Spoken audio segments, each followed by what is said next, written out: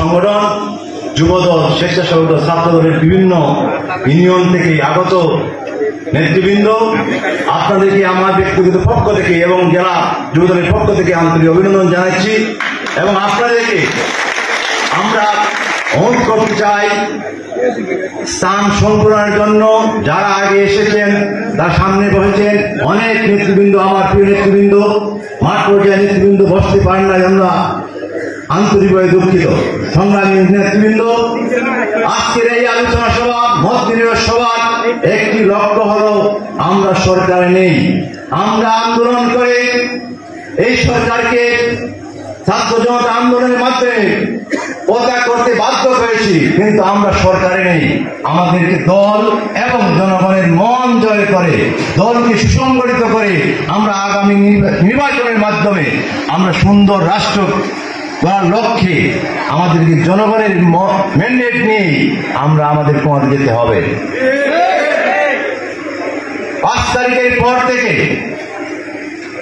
জামাত ইসলামের মুক্তি করেছে সেই মিথ্যা উক্তি এবং আমার দলকে জনগণের পাশে নেওয়ার জন্য এই 17 বছর যে আন্দোলন করেছেন, দেশের বাইরে থেকে আমাদের ভারপ্রাপ্ত চেয়ারম্যান জনাব তারেক রহমান ওনার বুদ্ধিমত্তা এবং সংগঠন তৃণমূলকে দিয়ে, আমাদেরকে দিয়ে এই সরকারকে পদত্যাগ করতে বাধ্য করেছেন।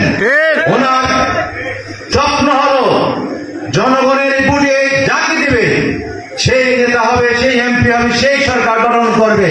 কিন্তু আমার দল 12-17 বছর যে আওয়ামী লীগ অত্যাচার নির্যাতন করেছে, জনগণের পর জনগণের প্রবেশ কেটে নিয়েছে, সেই জনগণের তাদের অধিকার ফিরিয়ে দেওয়ার জন্য আমাদেরকে জনগণের পাশে দাঁড়াতে হবে এবং আমাদেরকে সঠিক নেতৃত্বের মাধ্যমে জনগণের অতীতের দুঃখ বঞ্চনা থেকে আমরা বেরিয়ে আসতে হবে, তাদেরকে পাশে নিয়ে। আমি স্পষ্ট ভাষায় বলে দিতে চাই, আমার কেন্দ্রীয় নেতৃবৃন্দ আছেন, আপনাদেরকে তাদের মূল্যবান বক্তব্য দিবেন, কিন্তু আমি আমার যুবদল নেতৃবৃন্দকে বলে দিতে চাই, আপনারা কোন চাঁদাবাজ এবং দখলদারির মধ্যে যাবেন না। যদি আমরা এই সিদ্ধান্ত নিতে বাধ্য হব, কিন্তু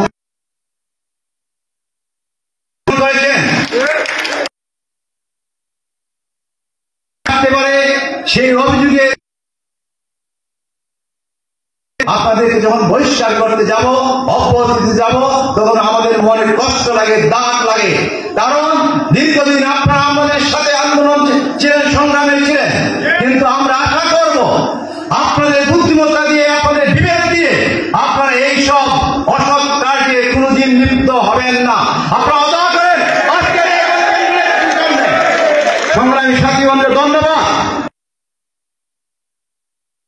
আমরা যখন সরকারে যাব, আপনাদের কষ্ট, দুঃখ, ব্যবসা বাণিজ্য আপনার ধৈর্য ধরুন, আপনাদের দলের মান সম্মান বজায় রাখেন। সংগ্রামী সাথী বন্ধুরা, আজকে এই বাংলাদেশে জনগণের ট্যাক্সের পয়সা নিয়ে বিদেশ বাড়ি করেছে, শতকোটির মালিক হয়েছে। আমার নেত্রী জেল খেলেছেন, আমার নেতা দেশের বাইরে ছিলেন। তাই আমরা আশা করব বিয়ের দেশে আমরা মাকে মুক্ত করতে পেরেছি, বেগম খালেদা জিয়াকে মুক্ত করতে পেরেছি। আমরা তারেক রহমান অচিরে বাংলাদেশে আসবেন। আমরা আশা করব ঢাকার রাজপথ জনগণে বাংলাদেশে দল মত নির্বিশেষে রাজপথে নেমে আসবে। কিন্তু আপনাদেরকে আমি বলতে চাই, তারেক রহমান সাহেব যে আশা বক্তব্য দিয়েছেন, আপনারা অনুধাবন করতে হবে ভবিষ্যতের পথ চলার জন্য। নেতৃত্ব আপনাদের কাছে যাবে। আমি যুবদলে আছি, ছাত্রদের ছিলাম, আমি যুবদলে থাকবো না, 8 জন ছাত্রদের থাকবে না, নেতৃত্ব আপনাদের কাছেই চলে আসবে ঘুরে ফিরে। কিন্তু আপনাদের মনে রাখতে হবে, সংগঠনকে ভালোবাসতে হবে, দলের আদর্শকে ভালোবাসতে হবে এবং দেশ নায়ক তারেক রহমানের নির্দেশ এবং বক্তব্য শুনে বুঝতে হবে জনগণের পথ বোঝার জন্য আপনাদের কাছে আজকে আমাদের আকুল আবেদন। আমাদের কেন্দ্রীয় নেতৃবৃন্দ আজকে সুনামগঞ্জ সহ সিলেট বিভাগে 8 দিন যাবৎ অত্যন্ত পরিশ্রম করছেন, তাদেরকে আমি আবার ধন্যবাদ জানাচ্ছি সুনামগঞ্জ জেলা যুবদল, ছাত্রদল, স্বেচ্ছাসেবকের পক্ষ থেকে। কিন্তু আপনাদের কাছে দলটি আহ্বান করব, আপনারা আগামী দুর্গা পূজা আসছে, এই দুর্গা পূজায় আমরা আমাদের দল এবং আমরা মনে করি একটি কুচক্রী মহল যে কোনো ধ্বংসাত্মক কার্যকলাপ চালিয়ে বাংলাদেশের জনগণের পর চাবি দিতে চায় এবং করতে পারে।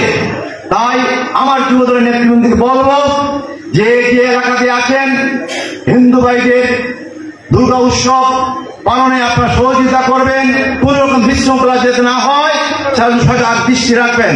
যদি হয় আপনারা আমাদেরকে জানাবেন, আগে জানাবেন এবং আপনারা পাহারা দিবেন, কারণ দেশ আমাদের সবাইকে নিয়ে পরিচালনা করতে হবে। কিন্তু তারা আমাদেরকে বাদে ফেলানোর জন্য বিভিন্ন রকম চেষ্টা করতেছে, আমরা সেই ফাঁদে এবং চেষ্টা আমাদের করতে হবে যাতে আমরা পা না দেই। আবারও আপনাদেরকে আন্তরিক অভিনন্দন জানিয়ে, সবাইকে মোবারক জানিয়ে, কেন্দ্রীয় নেতৃবৃন্দকে আবার অভিনন্দন জানিয়ে আমি বক্তব্য শেষ করছি। খুদা হাফেজ। বাংলাদেশ জিন্দাবাদ। শহীদ জিয়া মরহম, দেশমাতা দেশনেত্রী বেগম খালেদা জিন্দাবাদ। তারুণ্যের অহংকার, আগামী দেশ নায়ক তারেক রহমান।